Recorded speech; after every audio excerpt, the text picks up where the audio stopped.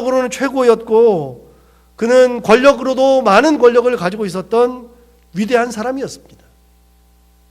그런데 그 사람이 하나님의 부르심으로 이 모든 일들을, 복음을 전파하는 이 모든 일들을, 많은 사람들을 그리스도에게 돌아오게 하는 그 모든 일들을 하나님의 능력을 받아서 하나님의 은혜 가운데에서 감당했다는 겁니다. 예외가 없습니다. 이런 전도자가 또 있을까 싶습니다. 예수님 이후로 수많은 전도자가 나왔죠. 현재 우리나라는 선교사를 파송하는 나라들 중에서 두 번째로 많은 선교사를 파송하고 있습니다. 가장 많은 선교사를 파송하는 나라는 단연 미국입니다. 그런데 그럼에도 불구하고 한국이 대단한 것은 뭐냐면 미국의 복음을 가지고 있는 그리스도인들의 그 숫자는 우리나라와는 비교할 수 없을 만큼 많습니다. 그러니 많이 보내죠. 그러나 복음을 보내는 그 파송률은 우리나라가 단연 1위입니다. 참 대단하죠.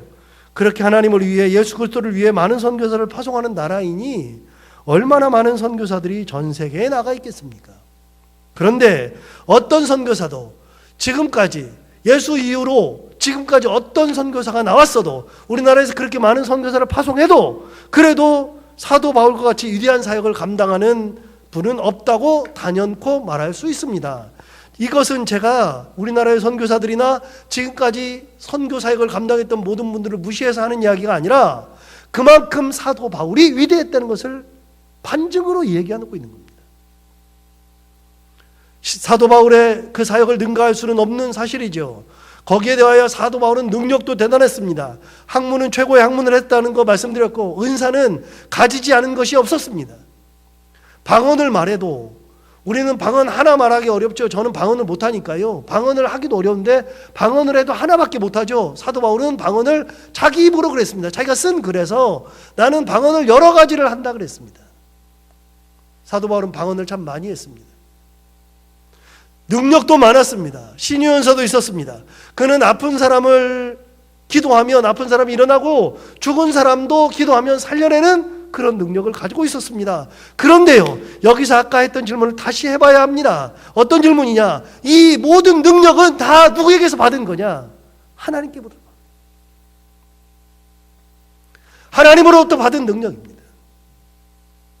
사도 바울이 정말 위대한 일을 했지만 그 능력은 자기가 위대해서 생긴, 자기가 만든 능력이 결코 아닙니다. 그 모든 능력은 하나님으로부터 받은 겁니다. 잊으면 결코 안 됩니다. 뒤집어 말할까요? 사도 바울은 하나님의 도구일 뿐이라는 겁니다. 그가 아무리 뛰어나다 할지라도 도구에 불과하며 하나님께서 은혜를 거두시면 보잘것없이 초라한 존재가 되고 맙니다. 이것을 잊으면 어떻게 될까요? 자기가 잘난 줄 알면 어떻게 될까요? 아까 예를 들었던 모세나 엘리야, 그리고 엘리사도 그렇고 사도 바울도 마찬가지입니다. 그들의 모든 권능은 하나님으로부터 임한 것이었고 하나님의 은혜가 그들을 주장한 것이죠. 시대가 바뀌었고 구약이 신약이 되어서 지금은 현대가 되었어도 이 사실은 변하지가 않습니다. 변할 수도 없습니다. 그들은 모두 하나님의 도구였던 종이었고 하나님의 은혜가 있었기에 이 모든 사역을 잘 감당할 수 있었던 겁니다. 하나님이 떠나시면 아무것도 아닙니다. 그들의 능력은 자기들이 잘나서가 아니라, 그 위대함은 그들이 위대해서도 아니라 하나님이 그들을 위대하게 만드셨던 것이고 하나님이 그들에게 능력을 주셨기 때문이었습니다. 이것을 잊는 순간 자기들의 정체성을 잊는 것이죠. 자기가 잘났다고 하는 순간 하나님의 은혜는 떠나고 정말 초라한 존재가 되어버리고 맙니다. 아무리 대단한 존재라도 그렇습니다. 모세는 정말 위대한 지도자였습니다. 사실 모세만큼 위대한 지도자는 찾아보기가 어렵다고 저는 생각합니다. 다윗이 뛰어나잖아요. 여러분, 다윗이 뛰어난 것은요, 모세에 비하면 저는 아무것도 아니라고 사실 생각합니다. 왜냐하면 모세는 200만 명 종살이 하던 사람을 이끌고 그 사람 하나님의 백성으로 만들었던 사람이 모세였습니다.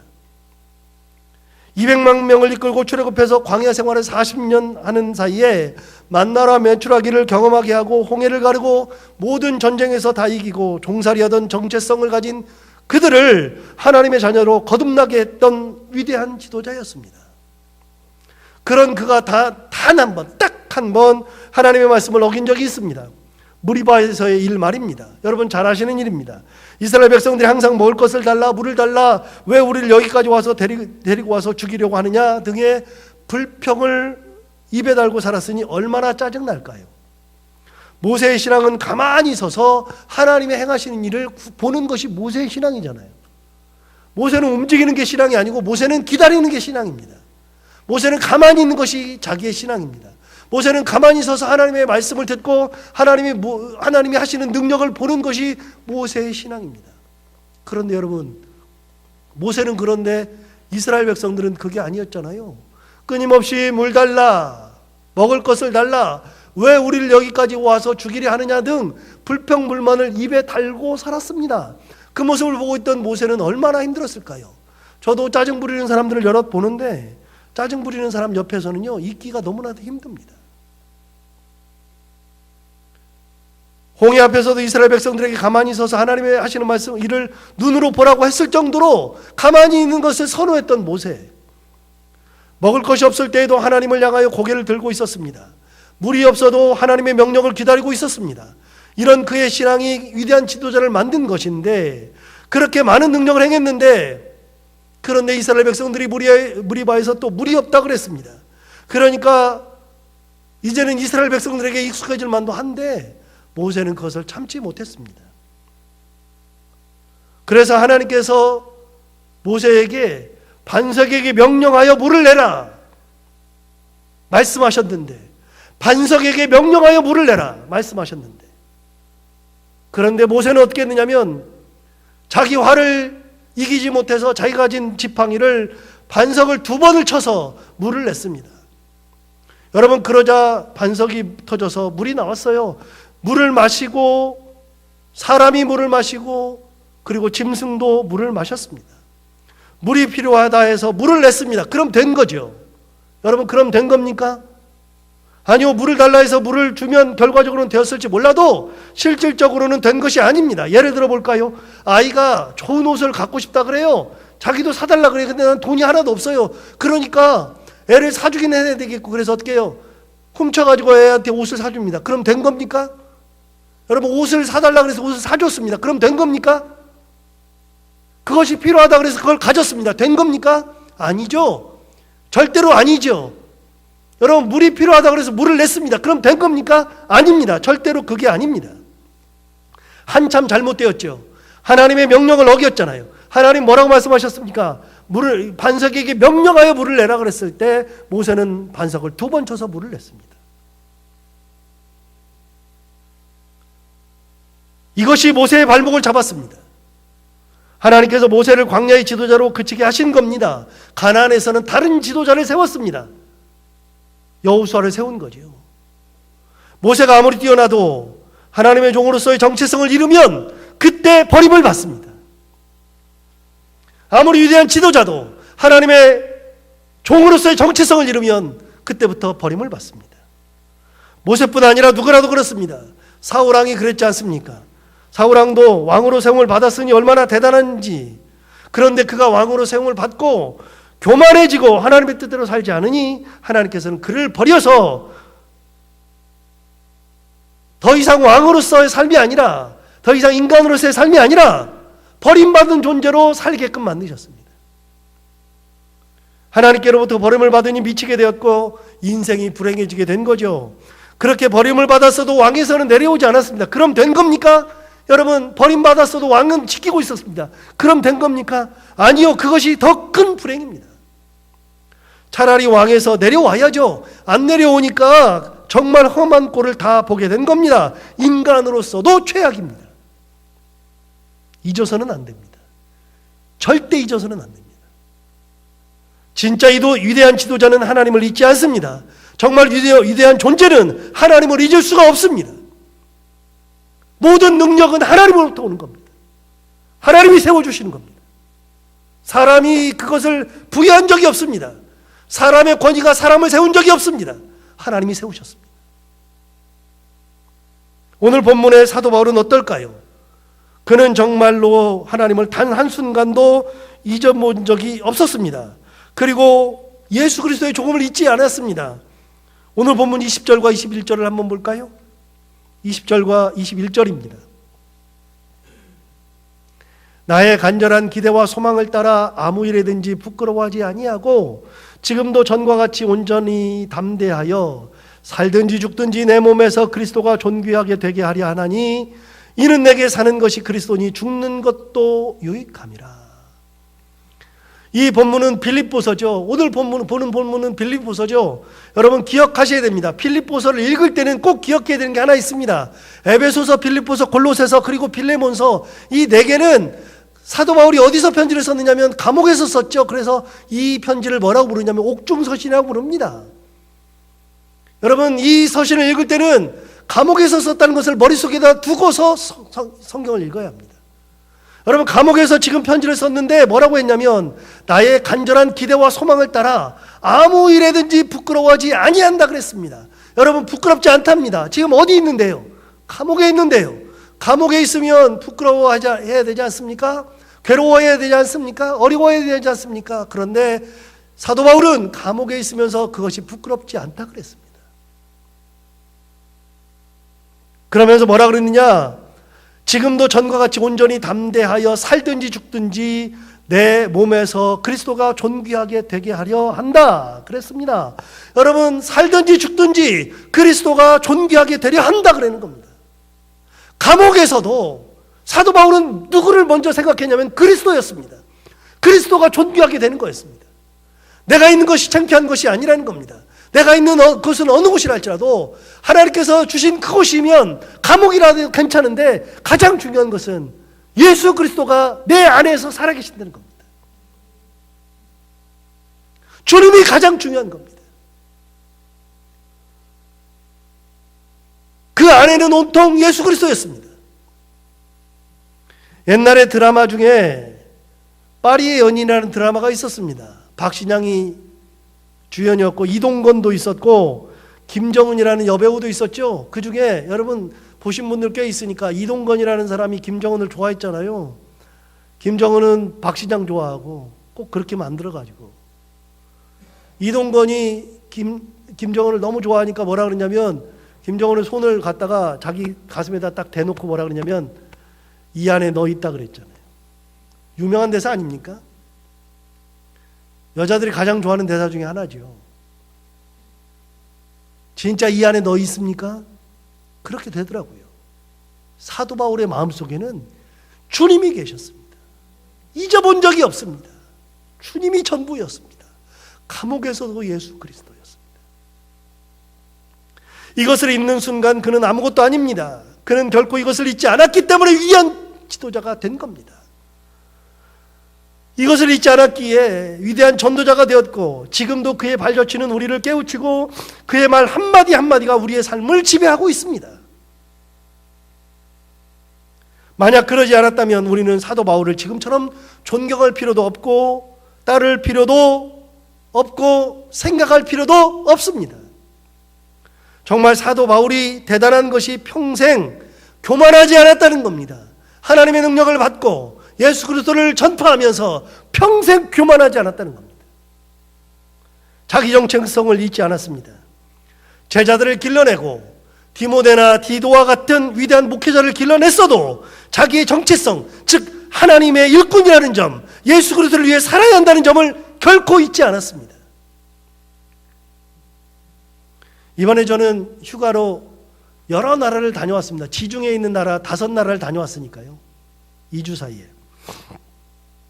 사이프러스에 가서는, 키프로스에 가서는 바나바와 바울 그리고 예수께서 살려주신 나사로를 만났고, 크레타에서는 디도와 바울을 만났고, 성경에서 멜리다라 불리는 몰타에서는 사도 바울의 흔적과 세례 요한을 경험했고, 이탈리아에서는 사도 바울을 만났고, 특별히 이탈리아의 아시시에서는 성 프란체스코를 만났습니다. 방문하는 지역마다 교회가 있습니다. 그런데 그 교회들을 돌아보다가 발견한 익히 잘 알고 있는 것이기는 하지만 그럼에도 불구하고 새롭게 다시 한번 마음속에 새긴 익히 중요한 사실 한 가지를 다시 한번 새기고 왔습니다. 서양의 기독교인들은 교회를 지을 때 주제를 가지고 짓습니다. 이 교회의 주제는 사도 바울이 주제다. 대개 사람입니다. 전부 다 사람입니다.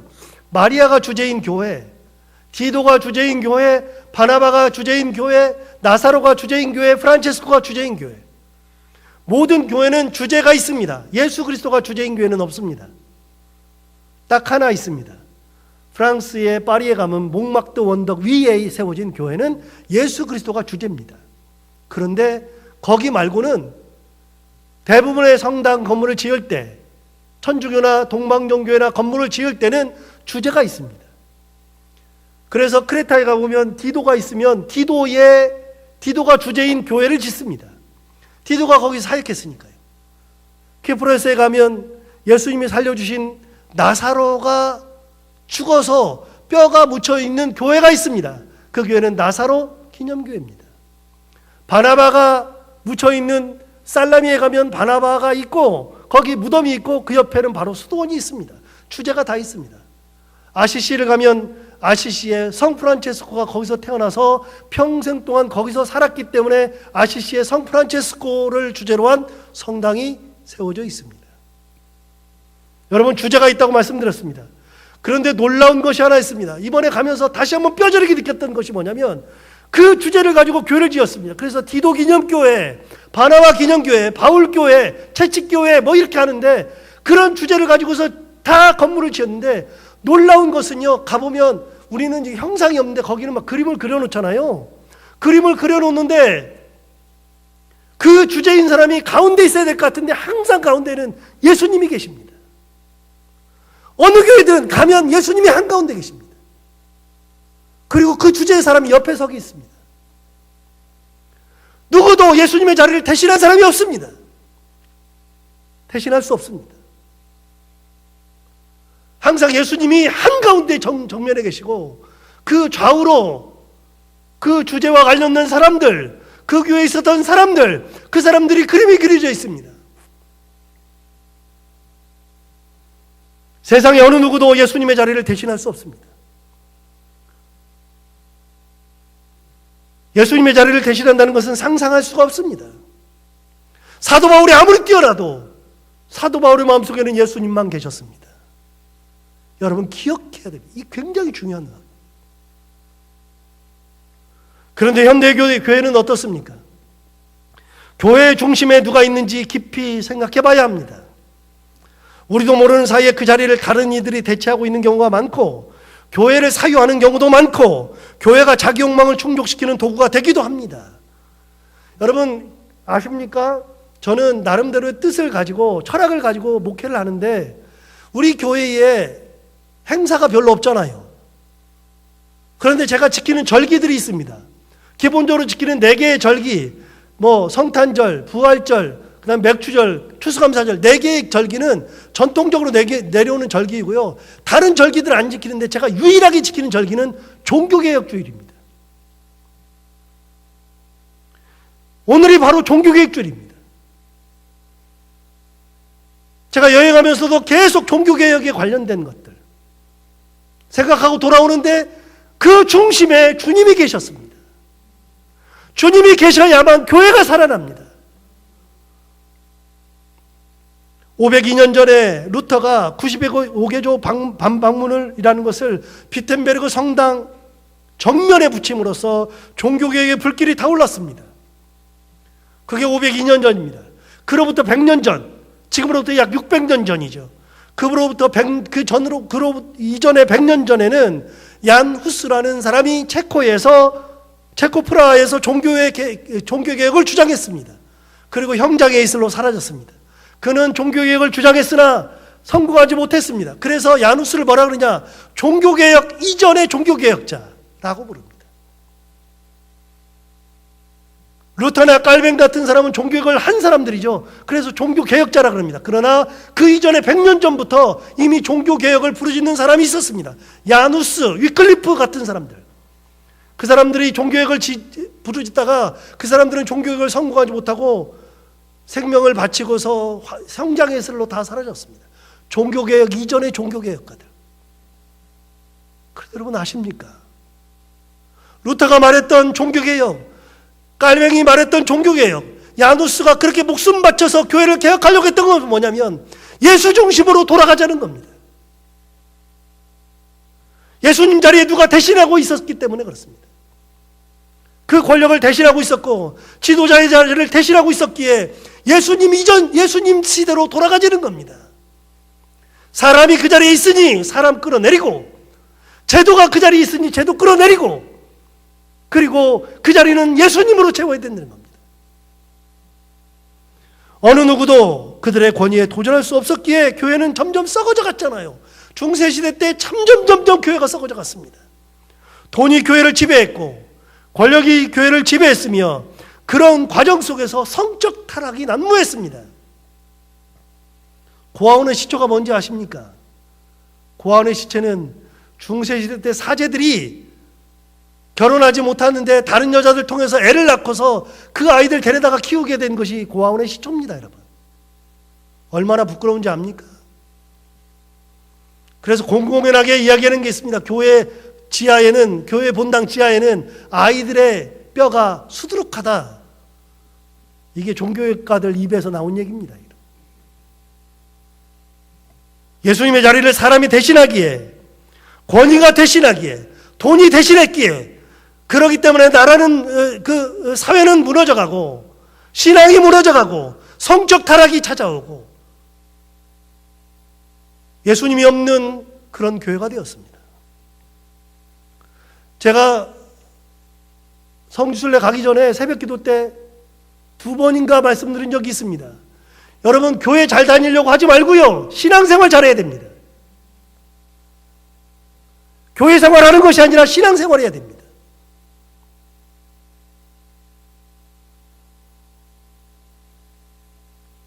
예수를 잘 믿어야 됩니다. 예수 잘 믿는 것이 신앙생활 잘하는 겁니다. 예수님이 우리 안에 있어야 되는 거죠. 그 자리를 대신하는 교회는 다 썩어 문드러져 갑니다. 다시 한번요, 여러분, 사도 바울이 사울 왕이 왕에서 내려오지 않았으니까 된 겁니까? 아니요. 왕의 자리를 지키고는 있으나 그는 하나님께 버림받았습니다.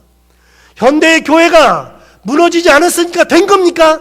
아니요. 하나님이 계시지 않고 예수님 계시지 않으면 그 교회는 존재의 가치가 없습니다.